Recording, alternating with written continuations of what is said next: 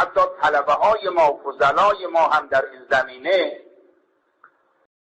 مال معذرت از عزیزان و سروران پاسخگوی آنچنانی نیستند.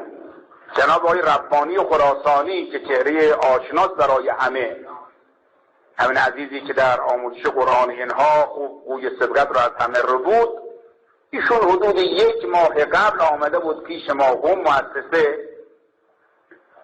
حالا عزیزان انشاءالله دیگه همه مننا هستن، انما المجالس بالامانه هست، اینا رو ما معمولا جز جلسات خصوصی نقل نمی کنیم، ولی دیگه انشاءالله چون همه اهل علمند و بزرگوارند و این قضایا خیلی زیاد بیرون منتشر نشد چون به صلاح ما نیست. ایشون صراحتا میفرمود فلانی من امسال تابستان به عنوان روحانی کاروان روحانیون رفته بودم، 200 تا طلبه که برای عمره می رفتن، طلبه های ممتاز حوزه علمیه قم.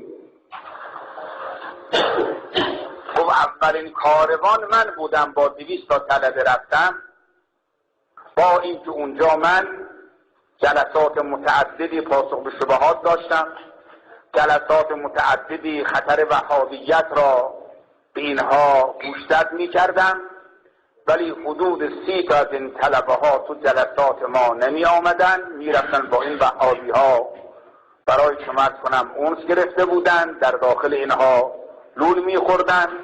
میگه خلاصه من 200 نفر بردم اونجا، 30 تا تلفات دادم، 30 تا طلبه با ذهن مشوش، 30 تا طلبه با عقاید متزلزل برگردانده. ایشون میگفت خدمت حضرت آیت الله مکارم رسیدم، گفتم خدمت آیت الله زبانی رسیدم، گفتم میگفت آقا این رو بگید هر وقت حرکت بخواد من آمار دقیق میدم. من 200 تا طلبه بردم اونجا، نه دانشجو نه عوام، 30 نفر متمایل به تفکر وهابی به ایران برگرداندن.